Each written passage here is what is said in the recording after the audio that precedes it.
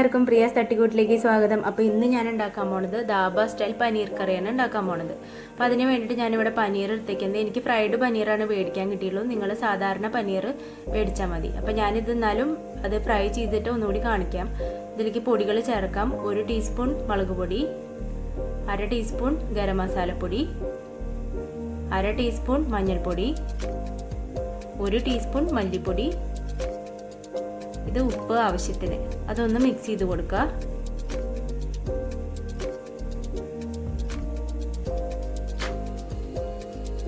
ഇനി നമുക്ക് ആ നേരം കൊണ്ട് പാനിൽ 2 ടേബിൾ സ്പൂൺ നെയ്യ് ഒഴിച്ചിട്ട് നമുക്ക് ഈ പുരട്ടി വെച്ച പനീർ ഒന്നുകൂടി നമുക്ക് വറുത്തെടുക്കണം. അതൊന്ന് നമുക്ക് വറുത്തെടുക്കാം.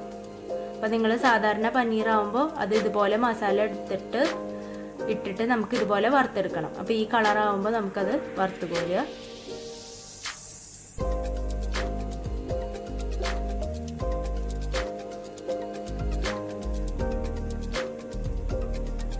ഇനി അതേ നെയ്യിലേക്ക് തന്നെ ഞാനൊരു 3 ഗ്രാമ്പൂ, 1 കഷ്ണം കറുവാപ്പട്ട, 2 ഏലക്ക, 2 വറ്റൽമുളക് പൊട്ടിച്ചിട്ട് ഇട്ട് കൊടുക്കുകയാണ്.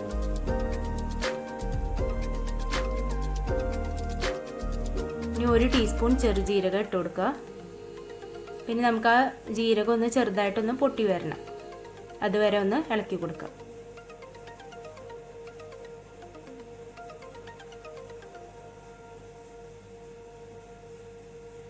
ഇനി അതിലേക്ക് 1 സവാള ചെറുതാക്കി അരിഞ്ഞതാണ്, അത് ഇട്ട് കൊടുക്കാം. എന്നിട്ട് ഒരു 2 മിനിറ്റ് അതൊന്ന് വഴറ്റിയെടുക്കാം. ഇത് 4 പച്ചമുളക് കീറിയത് ഇട്ട് കൊടുക്കുക. 1 ടേബിൾ സ്പൂൺ ഇഞ്ചി വെളുത്തുള്ളി പേസ്റ്റ്. ഇനി ആ ഇഞ്ചി വെളുത്തുള്ളി പേസ്റ്റിൻ്റെ പച്ചമണമൊക്കെ ഒന്ന് മാറിയിട്ട് നമുക്ക് പൊടികൾ ഇട്ട് കൊടുക്കണം. ഇത് 1 ടീസ്പൂൺ മഞ്ഞൾപ്പൊടി, 1 ടീസ്പൂൺ ഗരം മസാലപ്പൊടി, 1 ടീസ്പൂൺ ചെറുജീരകം പൊടിച്ചത്, 1/2 ടേബിൾ സ്പൂൺ മുളക് പൊടി, 1/2 ടേബിൾ സ്പൂൺ മല്ലിപ്പൊടി, 1/2 ടേബിൾ സ്പൂൺ കാശ്മീരി മുളക് പൊടി, 1 ടേബിൾ സ്പൂൺ ഗോതമ്പ് പൊടി. അപ്പം നിങ്ങൾക്ക് ഗോതമ്പ് പൊടിയുടെ പകരം കടലമാവ് വേണമെങ്കിൽ ചേർത്ത് കൊടുക്കാം. ഒരു സാധാരണ കടലമാവ് അല്ലെങ്കിൽ ഗോതമ്പ് പൊടിയാണ് ചേർത്ത് കൊടുക്കുക. അപ്പോൾ നമുക്ക് ഏതാണെങ്കിലും കുഴപ്പമില്ല. ഞാനിവിടെ ഗോതമ്പ് പൊടിയാണ് ചേർത്ത് കൊടുത്തിട്ടുള്ളത്. പിന്നെ എരിവ് നിങ്ങളുടെ ഇഷ്ടത്തിനനുസരിച്ച് കൂട്ടാം. നിങ്ങൾക്ക് കാശ്മീരി മുളക് പൊടി ഒഴിവാക്കിയിട്ട് 1 ടേബിൾ സ്പൂൺ ആയിട്ട് മുളക് പൊടി മാത്രം ചേർത്താലും മതി. ഇത് 1 തക്കാളിയാണ്, അത് ചെറുതാക്കിയിട്ട് ഇതുപോലെ അരിഞ്ഞെടുത്തതാണ്.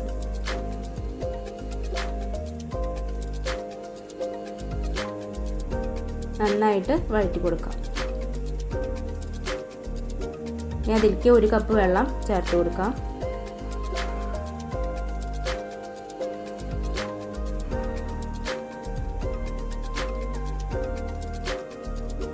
ഇത് കസൂരി മേത്തിയാണ്, അതായത് ഉലുവയുടെ ഇല ഉണക്കിയത്, അത് 1 ടീസ്പൂൺ ചേർത്ത് കൊടുക്കുക.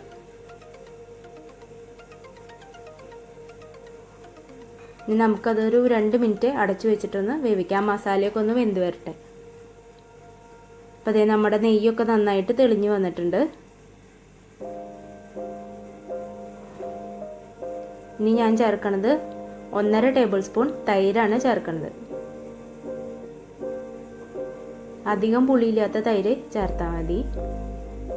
കാരണം ഓൾറെഡി നമ്മൾ തക്കാളി ചേർത്തിട്ടുണ്ട് പുളിക്ക് വേണ്ടിയിട്ട്. അധികം പുളി വേണ്ട തൈരിന്. നന്നായിട്ട് ഇളക്കി കൊടുക്കുക.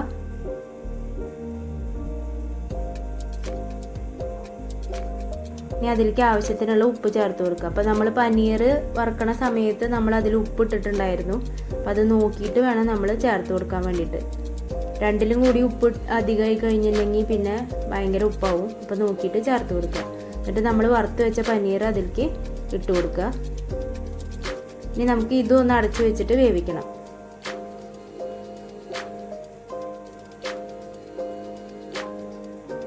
അപ്പം അതിന് മുന്നേ കുറച്ച് മല്ലിയുടെ ഇല ചെറുതാക്കി അരിഞ്ഞത് ഇട്ട് കൊടുക്കുക. ഇതിന് പ്രത്യേകിച്ച് കണക്കൊന്നുമില്ല, നിങ്ങൾക്ക് ഇഷ്ടമുള്ള അളവിൽ ഇട്ട് കൊടുക്കാം. എന്നിട്ട് ഇതൊന്ന് അടച്ചിട്ട് വേവിക്കുക. അപ്പോൾ നമ്മുടെ പനീറിലേക്കൊക്കെ ഒന്നും കൂടിയും ആ ഗ്രേവിയൊക്കെ നന്നായിട്ട് പിടിക്കുകയും ചെയ്യും. പനീർ ഇപ്പോൾ ഫ്രൈ ചെയ്ത കാരണം കൊണ്ട് പനീറൊക്കെ ഒന്ന് സ്റ്റിപ്പായിട്ടിരിക്കുന്നത്. അപ്പോൾ ഒന്ന് കുതിർന്ന് ഒന്ന് റെഡിയായിട്ട് വരും. അപ്പോൾ അതേ നമ്മുടെ എണ്ണയൊക്കെ തെളിഞ്ഞ് നന്നായിട്ട് വന്നിട്ടുണ്ട്. നമ്മുടെ കറി ഇവിടെ റെഡിയാണ്. അടിപൊളി ടേസ്റ്റാണ് കേട്ടോ, വെറുതെ പറയല്ല. നമുക്ക് ഈ ചപ്പാത്തിയുടെ കൂടെ, റൊട്ടിയുടെ കൂടെ, നാൻ, പൊറോട്ട, ഈവൻ എന്തിനും ചോറിൻ്റെ കൂടെ പോലും നന്നായിട്ട് പോവും. അപ്പോൾ എല്ലാവരും ഉണ്ടാക്കി നോക്കിയിട്ട് അഭിപ്രായം പറയണം. സബ്സ്ക്രൈബ് ചെയ്യാനും ഷെയർ ചെയ്യാനും ലൈക്ക് ചെയ്യാനും മറക്കരുത്. അടുത്ത വീഡിയോയിൽ നമുക്ക് വീണ്ടും കാണാം.